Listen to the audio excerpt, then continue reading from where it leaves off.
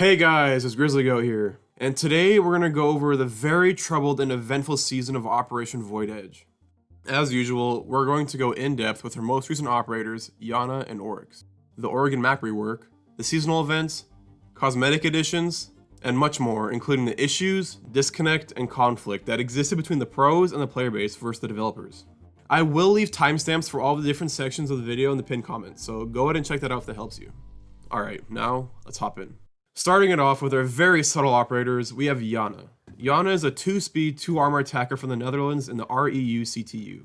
Her primaries consist of the stronger attacking weapons in the game, like the ARX and the G36C. As for secondaries, she has a very standard Mark 1 9mm from Frost and Buck's loadouts. But as for secondary gadgets, she has two of the best, in frag grenades and smoke grenades. And now finally onto her primary gadget, the Gemini Replicator. Iana's gadget is quite the interesting one. When activated, she deploys a clone of herself that is unable to deal damage, but it is a great scouting tool. Now, in my honest opinion, Iana's unique ability is fairly mediocre. The main attraction of Iana is her exceptional loadout with great primaries and excellent secondary gadget choices. Her primary gadget can be helpful when you're out of drones, and on occasion you may trick somebody, which I have done, but I just don't see why you'd pick Iana over other attackers in the game. With our other new operator, we have the defender Oryx. Oryx is a Jordanian 2-speed 2-armor from the GIGR. His primaries include some classics with the MP5 SMG and the SPAS 12 shotgun. As for secondaries, he has access to the 410 Bayless shotgun pistol and the GEO USP-40. For secondary gadgets, he has the Anchor favored deployable camera and barbed wire. As for his primary gadget though, this is one of the most unique gadgets we've had, because Oryx is quite literally the gadget. The only operator I can really compare this to is Kavera. She has two abilities and no real gadget. But back to Oryx. Oryx's ability to break through walls and jump through hatches is quite insane. When hearing about Oryx's leaks simply being nicknamed Kool-Aid Man, I thought there was no way this would be real, but here we are. Oryx, on paper, seems like an excellent and very useful operator, but his playtime in reality has been substantially low. We will have a discussion about our two operators later in the video, but now onto our map. Continuing with Ubi's pattern of reworking existing maps, for the first time in a long while, Ubisoft has decided to rework an already positively received map, Oregon. The community has been relatively confused as to why Ubisoft decided to rework this map over some of the other current existing maps in the game. Some people's favorite map was Oregon, and some of those same people are also disappointed and think of the rework negatively. But nonetheless, it's in the game, so let's talk about what changed. Starting from the bottom, there has been an addition of a new room, hatch, and staircase in the new freezer. This addition allows the offense to have more than two options when trying to push the site. There's also been some other smaller changes, like the addition of pillar and a few rearrangements of destructible walls. But the basement area of Oregon is still very similar to its previous counterpart. As for the first floor, there are several notable changes. Starting at the main entrance at the south, when entering, it's relatively identical, and that carries through to the meeting hall and big tower. But there is one very important change, the addition of a hallway from kitchen to big tower. Ubisoft has decided to change the direction of entry for kitchen, which I think flows better with this map. Speaking of kitchen, the kitchen dining bomb site is much more viable and safe for defenders to pick. The more open flow of the small tower and riddance of the north dining door makes this site much less ticky-tacky and much more naturally flowing. The most changed area of the map can be said to be the small tower area. As an attacker on Old Oregon, if you took control of small tower, which was not difficult at all, it was nearly impossible for the defense to retaliate on that hold. The addition of more doors, space, and rearrangements of hallways has made this side of the map much more balanced. Now, moving on, lastly, the top floor.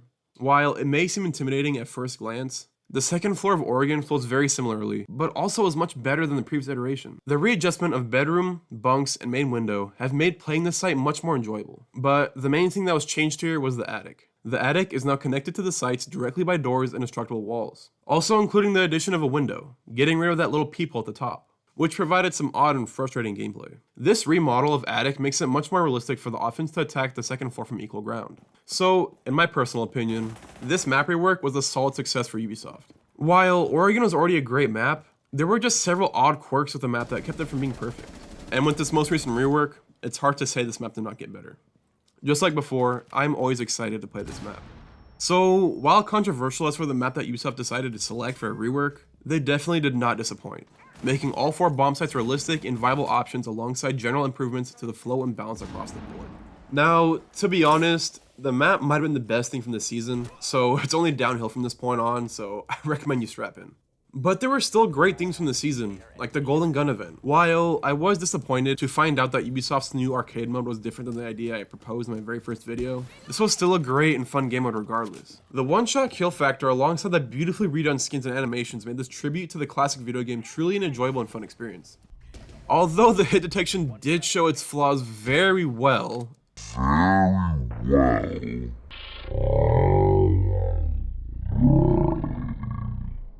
it was still great nonetheless. But just one quick side note, I personally hope that Ubisoft does invest more into the arcade playlist, making it a full-time option for a more casual, laid-back, and more unique Rainbow experience. But there were 2 events this season, and the second one was the very unique Grand Larceny event. The leaks of this event seemed absolutely bizarre, and it stayed that way through the release of it.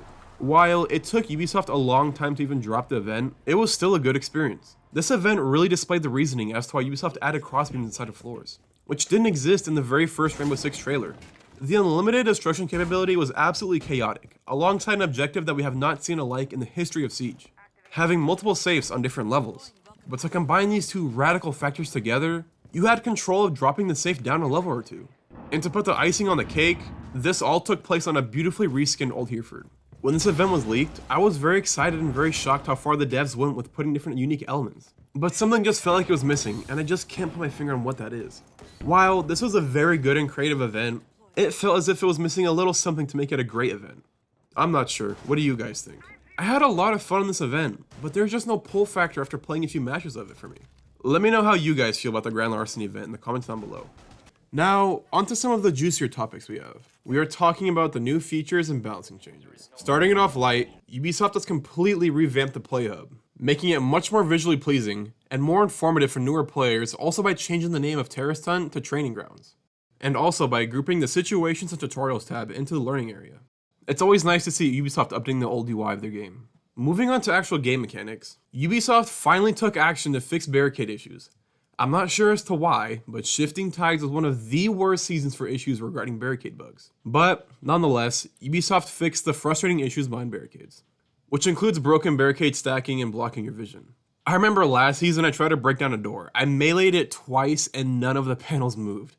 This issue was an absolute travesty. And Ubisoft also took care of the extremely frustrating gameplay, which included breaking the bottom of a window barricade, giving you a decent amount of vision. Whereas for attackers, they couldn't see anything on their side, and the only thing that they could do was just pre-fire the bottom of the barricade. Feels great to say that Ubisoft has finally fixed barricades in year 5 of their game. Other great changes included the consistent attacker drone spawn locations. The spot that you pick to spawn is where your drone will spawn, which makes all the sense in the world, and there's really no downside to this. You could say that it will be easier for spawn killers to identify where attackers are spawning with this mechanic, but you can still change your spawn location, so this mechanic shouldn't worry you in that department. Where you should be worried though, is with the new drone after prep mechanic. This is another quality of life improvement that the community's been asking for basically since the game came out. And this allows you to stay in your drone when the prep phase transitions into the action phase. But there is a large drawback. If you stay on your drone after prep, you still spawn in, and you really have no idea whether you're in cover or not. So you either have to risk being spawn killed or risk your drone being killed. This issue is very apparent on the common bank runouts, from the main lobby and alley. So while this is a great feature, Ubisoft will still have to add some extra geometry to the attacker spawn so they can safely use this feature. Now, onto probably one of the most confusing mechanics Siege has ever implemented, the shrapnel mechanic. Now, if you read the actual dev blog that UB made about this, you would think, oh, I guess that makes sense, yeah. But when you actually try to understand how it works, oh lord. It is quite difficult to understand exactly how the previous and new systems are different. But when you watch in-game testing, it gets even worse. Rogue9 and Core Ross made videos testing the shrapnel system, and honestly, I don't even know what to say. The biggest result to come out of this shrapnel change was Fuse. Fuse's physics are already a little bit odd, but this season, Fuse was downright busted, being able to eliminate anybody through 2 separate services and sometimes himself or his teammates next to him. While I honestly have no idea if Ubisoft has made any adjustments to the system behind the scenes, I really didn't think it needed changing in the first place. What are your guys' thoughts? Do you think that the explosive changes were necessary? Answer the poll in the top right corner or leave a comment down below on your feelings about that. Now we begin into the very spicy balancing changes. Although there were not any major reworks this season, there were many notable balancing changes. We will go in chronological order, starting with the big changes to Legion and Twitch. Legion, one of the most, if not the most, versatile defender in the game, finally receives a big nerf from Ubi. The intel gathering capability of Legion was nerfed, limiting the distance that you're able to see the icon of your goo mines. Ubisoft also decided to completely get rid of the initial damage when stepping on one of these mines. In my personal opinion, Legion is finally in a much better, more balanced state, no longer becoming an auto ban. Some might suggest that the Legion nerf is too strong, but let me know what you guys think in the comment section. I'm genuinely interested in what you guys think. As for Twitch, she also received a nerf. Twitch drones received the Echo Stellar recharge for shocks, which might sound better than the previous fixed ammo capacity, but the recharge rate is very slow. And on top of that, Twitch's drone will be nearly impossible to use aggressively for damage, since it only deals 1 damage now. Ubisoft's philosophy with these changes was to force Twitch into a pure utility gadget, rather than doubling as a fragging aid. Personally, I didn't see the need to change this, as I thought Twitch was already in a good place balance-wise, but I'm sure Ubisoft did this to appease the pros, but I could be wrong. Other small balancing changes that came with the title update include the changes to Recruit. If you aren't aware already, Ubisoft has adjusted Recruit's loadout to very limited options, and unfortunately, the Recruit shield is no longer with us. I give you my F, Recruit shield. I'll miss you dearly. But Ubisoft did actually add something cool this season. Castle now has the Super Shorty. This was a very smart decision by Ubisoft, and I'm very glad that they got out of their comfort zone and did this. You can correct me if I'm wrong, but the last time I remember Ubisoft changing the guns of an operator loadout was the beta for Thatcher. Because Thatcher was holding the shotgun in his picture and didn't have it. And I think they gave it to him on launch. If anybody can correct me in the comments, I would actually really appreciate it, but let's keep moving. Ubisoft gave Frost a little quality of life update, giving her the Razor holographic on her C9 SMG. I'm glad Ubi continues to spice up the attachment options for the more unique guns in the game. Another thing that took Ubisoft a weirdly long amount of time, allowing IQ to actually spot the objective for her team with her gadget. Warden also saw changes to the activation and recharging of his gadget. And lastly, we see the seasonal adjustment of secondary gadgets distributed to operators, this time exclusively for attackers, giving a few operators frag grenades for the first time. Moving on to the balancing changes for the first update of the season, well, technically this came out when the season dropped, because all these changes made were adjustments from the test server prior to the season's release to live servers. Ying's frags were extremely short-lived, only appearing on the test server, and Ella also got changes to her Scorpion. Ubisoft met in the middle of the light and or blistering recoil patterns by dividing it into the first 11 shots. This finally makes Ella's Scorpion more balanced, rather than being a frag machine or a pain in the ass to control. And to finish it off, we had a ton of bug fixes with, of course, the usual seasonal Clash exploit patch. Skipping on over to the second update of the season, since the first updates are always just bug fixes, this was one of the most prolific updates in a while and came with a lot of groundbreaking changes. This update also happened to come out during the period of very strong tensions between the pro community and Ubisoft, but we will go over that very important topic later in the video. But for now, let's talk about the changes. Starting it off subtle, Ubisoft continues to give the Razor holographic to existing operators, and this time for Cav's SMG. And then there was the nerf to Kaid and Goyo's TCSG. This dramatic damage downgrade also resulted in an extra magazine in the stockpile. But the crazy numbers some of the members in the community have pulled from this new damage model is quite insane. Personally, when playing Kaid, I'm probably just going to use the AUG from now on, and I use the Vector on Goyo anyways. Speaking of Goyo, his quantity of Vulcan shields has been reduced from 3 down to 2. This was purely a Pro League orientated change, as Goyo's presence in standard rank matches is not so hot.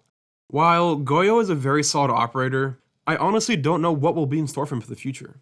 We'll just have to see. The strats I run on Goyo personally really only utilize 2 of his shields anyways, so I don't really see this as a super strong nerf. It just makes Ubisoft not look very good when 0.1% of the player base affects the remaining 99.9%. Other unfortunate nerfs, we have Mozzie, and he's losing the Super Shorty. Personally, I understood the need to nerf Mozzie, but I just wish it was in other means, rather than losing his iconic snub shotgun secondary. I used to play Mozzie on a few sites, but with losing this access, I no longer feel the desire to play him anymore. How do you guys feel about the changes made to Mozzie? Did you think that they were necessary? Or did you think that there was a different way that Ubisoft could have gone around to nerfing Mozzie? Let me know what you think in the comments down below, and we can have a discussion about it. Continuing with the nerfs, we have bad news for Buck. Buck loses his frag grenades in exchange for some buffs to his skeleton key. While I personally know many people that were disappointed and angered by this change, I found it appropriate and justified. Buck has come a long way from being obsolete to meta. This change should balance him on a scale of utility and put more emphasis on other operators. Ubisoft was just on a roll with the nerfs this season because Jaeger was the next person to get slain by the nerf hammer. It's hard to say that Jaeger isn't one of the best defenders in the game ever, and these recent changes to Jaeger are in an attempt to ground him from his high flying of the last several years in Siege. Ubisoft probably made some subtle nerfs to Jaeger's gun, but there was very minimal change, so Ubisoft decided to slow Jaeger down. making him a 2 armor, 2 speed. This obviously caused chaos in the community with all sorts of conflict. But Ubisoft is trying to balance out Wamai and Jaeger, trying to limit Jaeger's very strong roaming capabilities. While, in my personal opinion, adjusting the speed of Jaeger won't really scratch his win and pick rate. In my eyes, Ubisoft will either have to make radical changes to his gadget, his loadout, or straight up just buff his competition, Wamai. But we will see as time goes on. And now for the highlight of the season, we have the absolutely bizarre changes that Ubisoft gave to Ying. She did get a slight buff to her primary, but you completely forget about that when you look at the other changes she received. Ubisoft not only gave her smoke grenades, but also gave her an extra candela, giving her 2 grenades and 4 candelas, resulting in an insane 6 throwables, alongside an amazing LMG. Everybody and their grandmother knew that this was ridiculous. Ubisoft's justification for this change was her poor results on the balancing matrix. But most people would imagine that Ubisoft would give her either smokes or an extra candela separately, not both simultaneously. And this led me to believe that Ubisoft's intention with this insane buff to Ying were a bit different and unique from what others might think. I made an entire video about the Ying situation, because this is something like we've never seen before. And there is a lot to be said and thought about with this topic. So I'll leave a card to that video in the top right corner of the screen in case you're interested. Although Ying's period of insanity was short-lived, I doubt it'll be forgotten, and Ying will still have smoke grenades, so time will tell what the total impact of this change was. Just to lighten up a bit, let's take a quick break with our cosmetic additions of the season before diving into some of the conflict. With the new year, there's a new season pass, which, along with the VIP benefits, comes with the cosmetic gear as well. As for the seasonal additions, we have our seasonal skins, which, as they have been for a long time, are fairly mediocre. It was nice to see some tribute to Oryx, but when Ubisoft incorporates space into the mix and doesn't deliver us a space or futuristic themed skin, it's extremely disappointing. Honestly, in my opinion, Ubisoft hasn't delivered any solid seasonal skin since Grim Sky, and that was in 2018. So hopefully in the future, Ubisoft can put more flair into these skins and make them more appetizing to buy and actually use. But Ubisoft definitely did not disappoint in the Golden Gun event. The Deagle skin for the event was absolutely amazing. I'm actually quite regretful that I didn't buy it. As for the other event, the Grand Larceny event, that event had some solid cosmetic options as well. While I personally wasn't inclined to buy packs, there definitely was still some cool items in this drop. Ubisoft also dropped a solid amount of bundles, birthday challenge skins, challenge charms, streamer charms, and Twitch Prime sets. In my last overview, I mistook the Mozzie set dropping in Shifting Tides. It actually released a few weeks into Void Edge's release. My bad. We also had the continuation of the Battle Pass this season, which was actually quite controversial. In my opinion, I'm fine with the rewards you earn in the pass, especially because there's no filler garbage like other games' Battle Passes, allowing you to hit that max tier fairly quickly. But I do have to agree very strongly with the community that Ubisoft was very lousy with the skins. I mean, just look at this comparison, this is putrid. For Ubisoft to start so amazingly strong with a castle skin and then go to this is just so sad. Hopefully we will see more effort and quality in the next season's Battle Pass. And lastly, but definitely not least, we had our elite skins of the season. For Ash, making her the first operator with now 3 elite skins with an awesome Lara Croft skin. Then, around the end of the season, Echo got his super dope elite skin, with Zofia following about 2 weeks later. As for my personal opinion, I'm probably just going to stick with the Outbreak Ash, and the Echo one would be pretty cool to buy if he didn't get constantly banned. But as for Zofia, it makes sense for her theme and backstory, but it's just not my taste.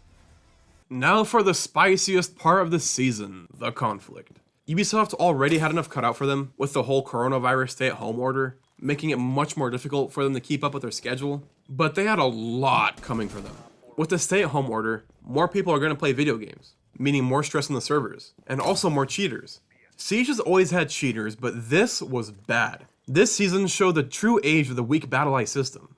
But of course, cheaters aren't alone. DDoSers are also in the mix. Ubisoft actually provided us with a nice graph showing us the data about DDoS attacks on every platform. While in Void Edge it wasn't nearly as bad as in previous seasons, it was still noticeable. But it is good to know that Ubisoft is being transparent about this issue. Another issue that Ubisoft has been increasingly transparent about is stream sniping. Stream sniping has made this game nearly unplayable for content creators on Rainbow Six, making content creators unmotivated to play the game. But fortunately, Ubisoft has communicated with some of the top content creators about a future streamer mode, and it looks like we could be expecting it soon. Now, we've talked about the general community and the content creators, but we still have the pros. The pro scene this season was an absolute dumpster fire. Due to the COVID-19 crisis, Pro League was forced to shut down, and Ubisoft announced that a new LAN league will be coming, but with some of the details to come later. But there was a huge conflict when one pro player broke NDA and spoke out about issues regarding organizations and Ubisoft. This created the huge issue with some players being stuck in a team house in Vegas, away from their homes during this crisis. This was all over R6 Twitter at the time, and it is still bizarre to see what will come next. But if that didn't make it bad enough, Ubisoft issued a statement in an interview saying, "So if professional players are not happy with our proposed features, then that means we're going in the right direction." And of course, hell broke loose. The pros took it offensively, and Ubisoft had to address it in the patch notes of the most recent update in April. I tried to summarize the events in the pro scene since it is very important to talk about, but if you still have interest and want to know more about this, I will leave 2 links to excellent videos that the Score Esports made. One of them goes over the season as a whole, with the entire audience of Siege, like content creators, pros, and regular players. And then another video going into the situation with the organizational issues in the Pro League that went down in April. But we're not done yet. To end off the season, Ubisoft made a post talking about the status report of Siege, talking about the many issues transparently to the community, talking about things already mentioned along with stuff like lobby freezing, starting matches with unbalanced teams, boosting, smurfing, and much more. But Ubisoft, as usual, turns a blind eye to the same thing every single damn time: cheating on console. I'm not sure why Ubisoft doesn't even mention this issue, even though it's extremely rampant on console. Every other match I play, there is someone with either a mouse or a macro. It's absolutely ridiculous. I plan to make a video on this topic very soon, so if you're watching this after June 2020, check the card in the top right corner. Or if you're watching this right when it comes out, consider hitting that sub button and the bell right next to it to be notified when that video drops. We still have a little bit left to talk about, and this is oddly placed in the video, but it is important to mention nonetheless. Ubisoft is taking on the challenge of assisting new players in an interesting way: Rainbow Six Game Plan. This new feature allows content creators to submit videos to Ubisoft for new players to watch. It is a great win-win situation, because not only does it help new players, but it also helps content creators. To continue the discussion segment of this video, we have to talk about our operators. Ubisoft has repeatedly, by time and time again, released severely underpowered and underwhelming attackers. Like I mentioned in previous videos, it feels as if Ubisoft is scared to even drop a good attacker on release. But even then, Oryx is practically a non-factor this season, and Goyo got a nerf, and Wamai is still in Jaeger's shadow. I mean, Oryx did receive a slight buff in terms of damage when taken using his ability, but that really isn't going to elevate him. What do you guys think about Iana and Oryx? What could Ubisoft do to improve them and make them more appealing? Leave that in the comments down below. I don't think I've forgotten to mention anything, well, except for the fact that Ubi is completely eradicating night maps from Siege. Honestly, this makes me super sad, because back in the olden days, day maps were awful. When you would look out of a window, it looked like the sun was sitting on your front porch. And if you were outside trying to look in, it was darker than an edgy meme page comment section on Instagram. So I did grow an appreciation for these maps, and I'm very sad that they have to go, but I do understand the decision. Like in every video of this series, we talk about the state of Siege during the season. Like the title says, this season was absolutely catastrophic. The conflict between devs and players, along with the negative turning of #SaveSiege, with the ongoing issue of working at home due to the COVID-19 pandemic, makes this one of the most difficult and stressful seasons for all of us. But the best that we can do as a community is to stay positive and cooperate with Ubisoft to make what we all love, Rainbow Six Siege, better. Now, let's recap with everything we've gone over. We were, once again, given very minimal impact operators, given a solid organ rework, had 2 very solid events, the hopeful permanent eradication of Barricade frustration, the very weird shrapnel feature, some very notable balancing changes for Legion, Twitch, Buck, Jaeger, and Ying, a poor quality battle pass but some nice elite skins, and very bad tensions from the pros, content creators, and the general population with Ubisoft in this very unfortunate coronavirus-ridden season. Well guys, that concludes this episode of Season Overview. If you feel some type of way about anything I said or went over, leave it in the comments down below. I get a notification on my phone every time one of you comment, so let's have a discussion. If you enjoyed this video, a like is always appreciated, and if you want to support this channel and share this video with a friend and subscribe for more content like this, I would greatly appreciate it. But that's all for me today. Thank you all, and see you next time.